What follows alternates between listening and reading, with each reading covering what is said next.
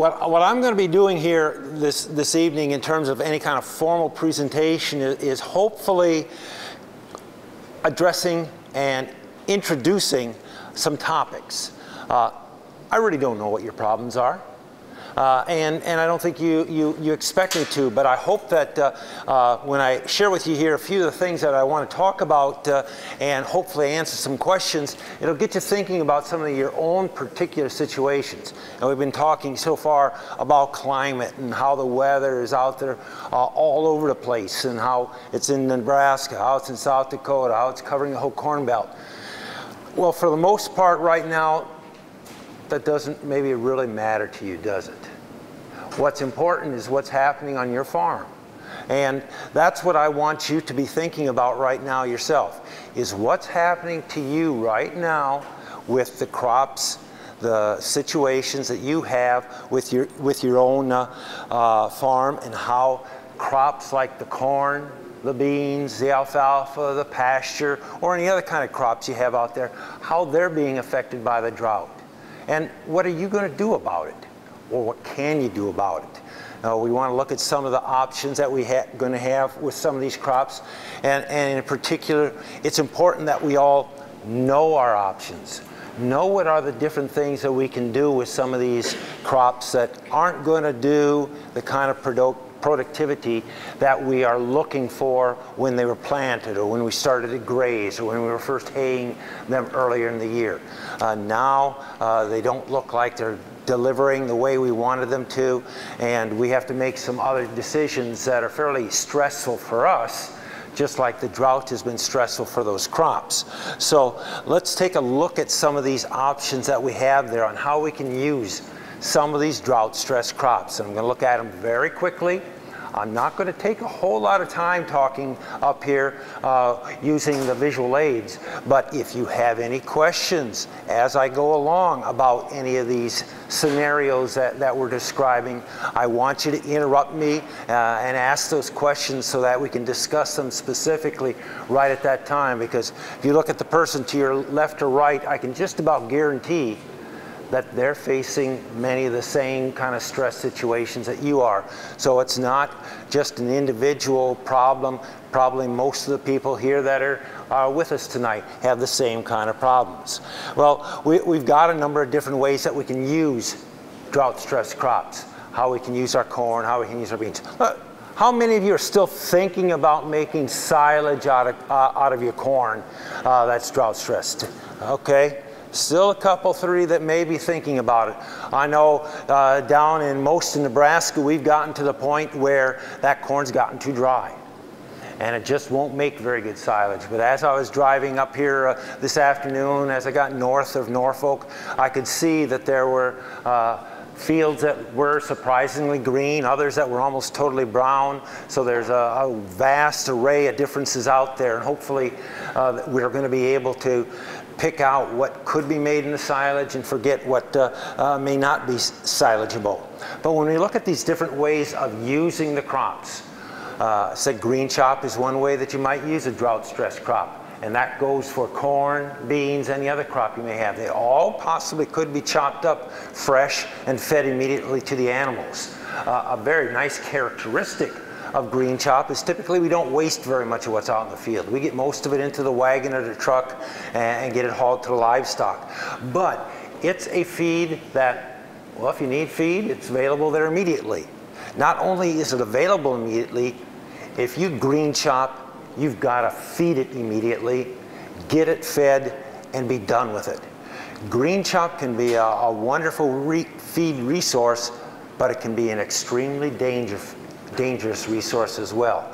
I know that Lynn is going to talk a little bit more about nitrates, but one thing that we have with green chop is that if you have nitrates in the green chop, you let it sit, you let it heat a bit, and then feed it later on, those nitrates could change to another compound that sounds very similar, that we call nitrites. And in the animal system, those nitrites can be as much as 10 times more toxic than the nitrates. So I often recommend that if you're going to use green chop, feed it immediately, Feed only what your animals are going to clean up at that instant in that meal, and then anything left over, get rid of it and discard it. Never chop late in the afternoon, evening, leave it in the truck or wagon for feeding conveniently the next morning.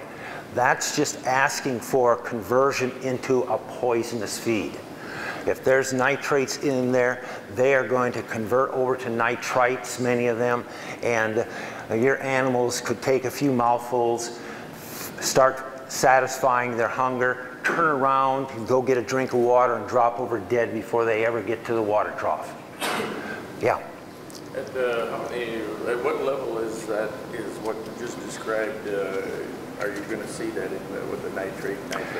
Okay, the typical tests that we do for nitrates do just test for the nitrates that are in there. So if we've had a conversion occurring there, we won't see that tenfold buildup in toxicity in the test. We'll still see it listed as nitrates, but we won't know how much is nitrite and how much is nitrate by looking at those tests. It looks at all of it as being nitrates. But you'd have to be up around close to 1,000 or 1,500 before you start worrying about that, correct? Okay, yeah, in fact, they've got back on the table there, I think I saw a very good handout indicating kind of the levels and recommendations for how much nitrates would be a problem there. But when we're looking at nitrates, typically somewhere is around 8,500 to 9,000 is where it gets to be potentially toxic.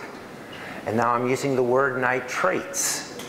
This is one of the more confusing things about it, and I think Lynn will say more about it, but labs have different ways of expressing the problem. Sometimes it's expressed as nitrates, and that's how we always talk about it. But another very common way of expressing it from a lab is calling it nitrate nitrogen. And there's over a fourfold difference in those numbers, even though they mean exactly the same thing. When we're talking about nitrates, and it's expressed as nitrates, or it may be listed as NO3, somewhere in the 8,000 to 9,000 range is where toxicity directly can start to occur. For pregnant livestock, we tend to cut that number in half to avoid some of the abortion problems that we may have. So we're more down around the 4,500, 4,500 parts per million of nitrate. But if the lab that you use expresses it as nitrate nitrogen, that potential toxic level is only about 2,000 compared to the 9,000 when it's in nitrates. So check very carefully as to what the value is actually being expressed as, because it can mislead you if you're thinking of the numbers expressed one way and then what you're getting from the lab is not in the same format as what you're looking for there. It's kind of like the difference between as is and dry matter. You may have 2% protein as is, but you might have 20% protein on a dry matter basis. The nitrate versus nitrate nitrogen situation can mislead us much the same way. Yes? Bruce, if I send in a sample and the lab comes back, will they explain what you just said? Will they tell me those levels? Will they explain that? A good lab? Most of the labs will provide an interpretation. Most of them also don't discuss the difference between nitrate and nitrate nitrogen. In fact, very few of them actually provide both answers. They give one or the other. But whichever one that they are expressing, they will typically give kind of a table of how they're interpreting it as to perfectly safe, feed only 50% of it, stay away from this almost totally, giving kind of interpretations like that based on the form in which they are expressing it and giving the numbers for that. So I think that's one big aid for us. But sometimes some labs don't do that, so knowing what numbers we're looking for and how they're expressing gives us an opportunity to interpret the numbers a bit for ourselves as well. Good question. Okay, Well, just know that with green chop, toxicity risk is very high for anything that is held over. Chop it immediately, feed it immediately, clean up immediately afterwards, and don't give them that stuff back again, because if they come back in and get some mouthfuls a few hours later, they could be some potentially dangerous mouthfuls that they take. Now silage, on the other hand, while we have little waste from silage, we get most of the stuff there, it is the only form of using these crops as forages where the method that we're going to use has potential to reduce the nitrate toxicity that's out there. Typically under fermentation we lose, maybe about 1/3 of the nitrates that was in the silage. We lose about 1/3 of it. That doesn't mean we wipe out the nitrate risk. It means that the risk has been lowered. What you started with is going to have a big influence as to how much safer that silage is than the corn that was chopped was like when it first went in there. But it is somewhat dependent on how good of a fermentation you get. Typically with corn, we want to see that go into the pit, into the silo, into the pile at around 65 to 70% moisture. If we're wetter than that or drier than that, we may not get as full, complete, effective fermentation as we get with the proper moisture content. And when that happens, we may not get as much neutralization of the nitrates as we were hoping for. So no matter what you start with, make sure that before you start feeding that silage, even if you think it's going to be okay, get it tested again to make sure that you've had the change and the nitrate level become something that you can feed safely and effectively. One bad aspect about silage is that it's fairly expensive to harvest silage compared to some of our other options. And we do have to have some kind of storage set up. Maybe it's just a pile that you build out in the middle of the field, but we do have to store it in order to be able to use this method with those forages. Hay, especially for some crops like the corn, can be relatively difficult mechanically, especially in order to make it, but it can be done if a person's got a little patience and is willing to work with it. Big problem is that the stalk is often a lot wetter than we think it is, and it's a lot slower to dry than we think it should be. If you have any kind of ears on that corn, they are just as bad, sometimes even worse. A lot of times the ears will contribute to spoiled spots within a bale when we bale up corn stalks out there. Also realize that nitrates in dry feed are very stable. If you have nitrates in that corn stalk that you roll up and put into the bale, you're going to have those same nitrates in that bale this winter, next spring, 2 years from now, 3 years from now. It's not going to go down. They're going to be very stable there. So just holding on to it is not going to lower those levels. And if you have a habit of carrying over feed and sometimes use that feed a couple years later when you end up short, and you save over some of these bales and they happen to be high in nitrates, don't forget when it comes time to feed that they were potentially dangerous, because they still will be. And recognize that we better know what bales, what feed resource we're putting out there when that snowstorm comes and we suddenly get anxious to put some feed out there for the animals. Make sure that the feed we're putting out there are some that is safe for them, rather than bales that we wanted to be kind of careful in terms of how we allocate it to those animals. Finally, grazing is an option out there. Grazing on anything. We can graze corn, we can graze beans, we can graze this purple stunted alfalfa that we've got out there that has just been sitting there for the last 2 months, not growing, not doing much of anything out there. These are possibilities for using some of these crops. There's more waste with grazing, but it can be oftentimes the least expensive way to use some of these crops. Typically, the most efficient way to use it is to use some type of a strip graze method where we allow the animals to have access to only a few days worth of feed at a time, and once they've finished cleaning that up to the level that you were seeking to have done, you give them a fresh strip and they move into that fresh feed. But we don't bother with having a back fence there because we're not worrying about any of these crops regrowing. If the animals have to walk back over those areas to get back to the water tank, that's perfectly fine because we're not having any problems with that.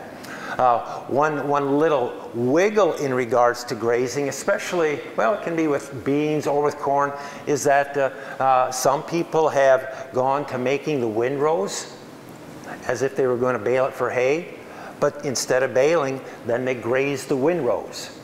Certainly with corn, this sometimes makes it a lot easier to set up any strip fences across there. Instead of having to try and fence across some standing corn and worry about either the corn stalks falling over on the fence or knocking the corn down in order to make a path to put up the fence, you've already got open area where you just can put the fence up over the windrows and more easily judge how much you're going to be giving to the animals and not have to be dealing with all that standing corn as you're offering it to the animals. On that grazing alfalfa, how much of a risk for bloat like normal alfalfa? Very good question. With grazing alfalfa, what's the bloat risk? Typically for drought-stunted alfalfa that has pretty much fully bloomed out, our risk is pretty darn low. We want to still use good animal husbandry practices in terms of when we turn them out to that alfalfa to begin with, make sure they're full so they don't take a big sudden large meal and get more bloat foam developing in there real quickly. But if we're able to ease them into it by putting them in there when they're a little bit full, maybe even having some coarser roughage, some cornstalk bales, some prairie hay grass bales out there for them to nibble on as well as have the alfalfa, we can reduce the risk of bloat a great deal. But fully bloomed alfalfa is really a lot less hazardous than when you get the new 6 to 8 inch growth that's young regrowth, very succulent, lush, and the animals really can eat it up very rapidly. So we can make some use of that. Any of you folks thinking about baling up your soybeans? Okay, there are a couple. That's really down in at least probably the southern 2/3 of Nebraska has been kind of the transition we've gone through. We're now done pretty much making our decisions regarding the corn silage. Now we're starting to look and see whether or not making the beans into hay is one of the things that we want to do. And really the first thing you have to do if you're even considering it is make some estimates as to what kind of bean yield or bean return you're going to get there versus what kind of hay yield might come from there and how much that hay might be worth. Obviously, the best decision is the one that's going to give you the best returns there. You got 15, 20 bushels worth of beans out there, you probably aren't going to worry about cutting that stuff for hay, but you get down around 5, 10 bushels of beans, you got a ton and a half of hay equivalent material out there, and hay's going for $150, $200 a ton. You may be looking at $200, $300 worth of hay that you get off of there. Might be worth even more than what those few bushels of beans might have. So take a look at that when you're in the fields. A lot of bean fields look really pretty nice from the road, but we've seen that the high heat that we've had during this summer has caused a lot of bean flowers and pods to abort. And as a result, the yield of the bean grain out there is nowhere near as nice as the fields oftentimes look. And there have been situations where fields look nice and green, you walk out there and there's hardly any pods on them at all, or the few pods that are out there have only 1 or 2 beans in them. So take a look at your bean fields over the next few days and try and make some judgments about whether or not you're going to have a good grain field there or not. We've got a little bit of time for precipitation to help build things back, but we're reaching very close with beans to that point where we're not going to be able to get any more pods or beans or flowers out there. Seems like the lower half of the bean has, they've aborted the flowers and pods. Is that the canopy keeping the heat in, or what's your explanation? I don't have a good explanation. I've seen the same thing, that where we have the problems, the bottom part of the bean plant really is almost naked for pods, and there may be a few starting to show up scattered on the top. And I don't know if they were flowering during that really hot period that we had, when we had consecutive days of 100 degrees or over 95 at least for a week, 10 days in a row, if that's when that part of the plant was flowering. But as the plant continues to grow, the newer nodes, the newer areas for flowering tend to take priority. And my suspicion is that dominance of the fresher flowering parts of the plant probably were flowering and suppressing the ability of the bottom plant then to try and make up for the difference that had happened earlier on to them. Pure guess, but that's what I think it probably is happening to some extent there. Well, once you've kind of taken a look and you decide that, well, maybe hay is the thing I want to do there, windrow that hay just like you would alfalfa, get it crimped well because those stems are slow to dry. Be very careful in terms of how you handle them afterwards. Those leaves are pretty fragile, and once they dry, if we try raking or handling them after they're dry, they can just pulverize and disappear on us. So if you need to gather a couple windrows together before you're going to bale it, do it immediately after you've done your windrowing, and then walk away. Wait for it to get well dry before you do any of that baling out there, and then go ahead and bale it just like alfalfa. Typically what we see is that the feed value is pretty similar to full bloom alfalfa. Animal acceptance is pretty good, so it's a pretty worthwhile type of hay to get, as long as you do it right. Get those leaves into that hay and not just end up with a bunch of bean sticks out there. Just a couple comments. This is probably a typical pasture scene where all we've got is either bare ground or dead grass out there. If the cows are still out there, this may be what's happening. It may be time to consider getting the cows off of that grass. I got a question here. Back to the bean bales, what are you taking away from the soil for each one of those bales? I'm trying to figure it out because I might have the value of hay, but then I'm also losing value and how much. Yep, that's a good question. I honestly don't know the answer in terms of what the phosphorus, potash, calcium, sulfur percentage might be in those beans. The numbers are available. I'm sure if you check with some of your local extension people, they may not know right offhand, just like me, but they'd be able to look up those numbers and help you determine, what fertilizer value you're pulling off that field, and how to start figuring that into the cost of doing it that way. It's a very important thing to be considering there. Good question. And what he said, if you got a situation where you got 2 pods or 5 pods or no pods, I'm pulling off a whole lot different than if I'm pulling off a bunch of seed beans and stuff like that, am I not? Well, yeah.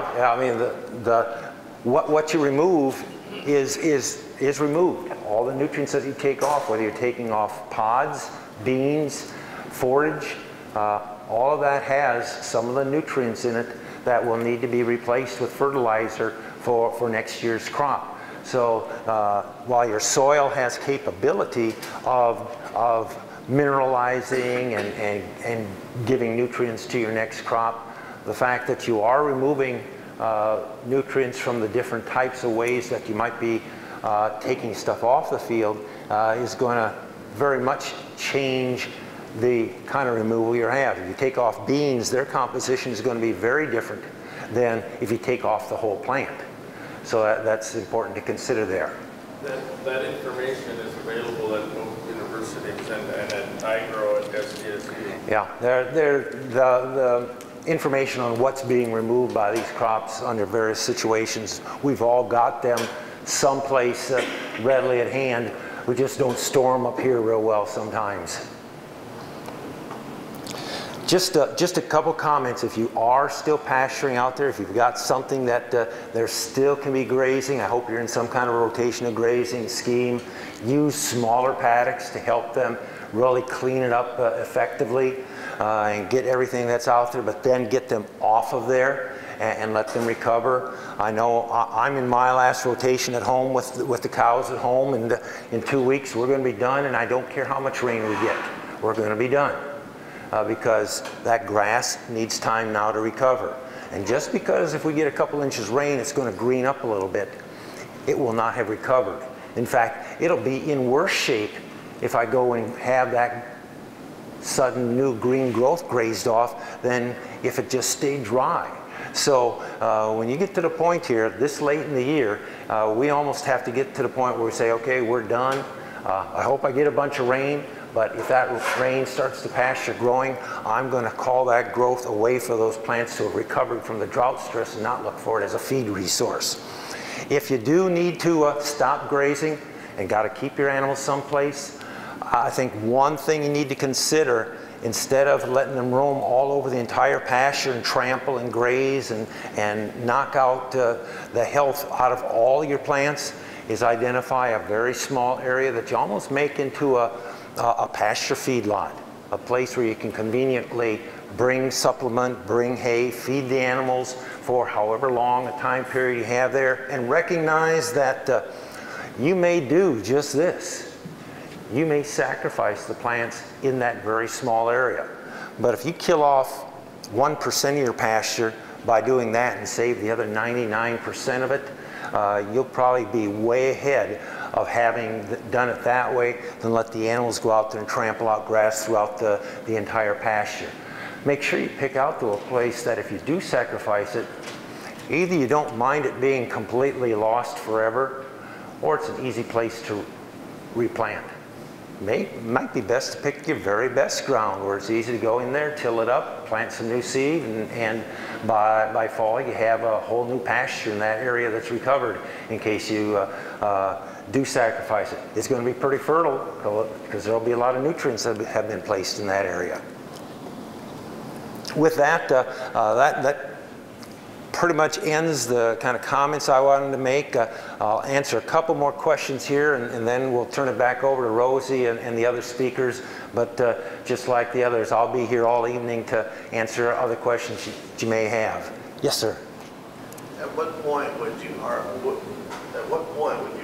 windrow these soybeans? I mean, I know what it takes to go out for hay, but how far do you push them before you say, okay, now we better take them? I think the yield isn't there to go ahead and do that. Okay.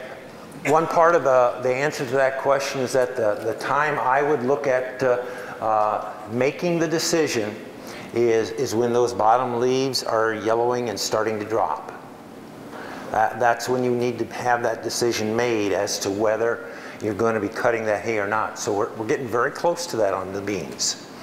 In some fields that are pretty droughty probably are already seeing some leaf drop, but we don't. I would look at that as being the time frame for the whole decision being made. If you're going to cut it as hay, that's the time to cut it as hay. And it's also a time where if we're having those leaves drop, we're not going to have much recovery no matter what kind of rain we get off of those beans. So we can come up with that decision all at about the same time and get as good a hay crop as we possibly can at that point. Yeah? I got a couple questions. We just got the silage cut. In probably 30 days, we're going to get the cows home, turn them out of the stubbles. The stuff's, about 12 inches. Can a guy keep the cows out there? And if I can, all the cows get sick from those stubbles. Okay. The question is, you're running corn stalks. Some of these fields are terrible. I don't know if the guy's going to combine or not. I think they're probably going to. Well, the cows get sick after the combine, eating those stalks. We have risks on the corn stalks out there from nitrates. And the fact that you talk about... Graze. Pardon? You just said up there that you can strip graze and be fine. Okay. Yep. The thing we need to do and recognize is where the nitrates are in that corn plant. And I can tell you already know where they're at, because that stubble, that lower part of the stalk, the lower foot, 18 inches of that stalk probably contains 90% of the nitrates that are in the plant. And so what we want to be doing with our management, whether we're grazing the standing plant or we're going in and grazing the corn stalk residue after combining, is make sure that we aren't forcing the animals to graze that lower part of the stalk to any large degree. They'll eat some of it, but if they have plenty of husk, plenty of leaf, plenty of silage, whatever else out there, that's the last food stuff that they want to eat out there. And so they're going to leave that behind if we make sure we give them something that they prefer to eat, and we'll be pretty safe in that situation. But if we, if you were to put them out on those stalks without feeding them silage, that would be extremely risky, because that's all they'd have to eat, and they'd get some pretty high nitrate loads probably out of that kind of situation. We don't lose much by not forcing them to eat that part of the stalk. There's very little protein, there's very little energy in it. About all it's got is nitrates. What if I disc it and then put them out there? Okay, if you disc it, again, as long as you're feeding them with something that they're going to prefer to eat and is safe to eat, they're not going to fight to get down and eat very many of them stalks. They're curious, they're going to nibble on some, they're going to do some just to chew and have something to do. But as long as we're providing them most of their intake requirements through safe feeds, we should be pretty safe on those situations. But keep it in mind that we have to provide them with something that's safe, that'll satisfy them, so they don't go looking for some of these trouble spots. Well, one last question here for now.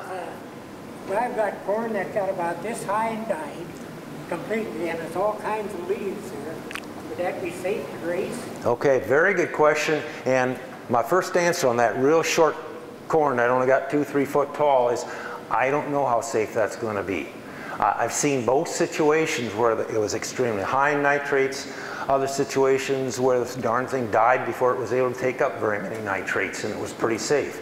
So one thing with that kind of corn there is that the animals will eat it pretty much right down to the ground, because that's a real small stalk in that kind of a situation, and they won't be avoiding it the way they will on that corn that got up shoulder high and taller and has a heavier, stronger stalk. So I don't know if I can encourage you strongly enough to cut off a few of those plants, make sure that a lab tests them for you for nitrate concentration before you put any animals out there, because it could be perfectly safe and you could sleep well at night, or it could be some really dangerous stuff, and without having it checked, there's no way anyone can just look at it and know what the scenario is like. That probably is the bottom line that I ought to say for everything here, is get it tested, because it's all over the board what we've got out there, and while sometimes we think we know the situation that are causing high nitrates or safe feeds with the kind of conditions we had this year, predictability is pretty poor. Sure. Rosie, can I turn this back to you? Okay. Nitrate scares me. And Good, they should. And the nitrate, I've heard horror stories where people this summer turned their cow land to kochia, and they killed the cows just from the kochia, eating the kochia. Kochia, pigweed, lamb's quarter are well known as nitrate accumulators. You haven't mentioned anything about bean stubble. Is there a possibility of nitrate in that? There is a possibility, but it's pretty low in beans. Okay. We don't see near the kind of nitrate accumulation. Beans tend to utilize nitrates within the plant at the same rate that they absorb it, whereas corn and grasses and oats and stuff like that will take up excess nitrates as it's taking up moisture. So the only place where I'd probably expect nitrate problems on beans is if you happen to grow them on some real heavily manured ground. That could be a risky area where there was, or maybe some ground that you'd put on anhydrous was going to make it into corn, but then had to, at the last minute, change and shift over to beans. Something that had a lot of high nitrogen fertility available there that the beans may have taken up in excess, but because they've stayed green so long, they've processed most of the nitrates they've taken up and are in much healthier condition than something like corn would have been that was stressed by the drought more so.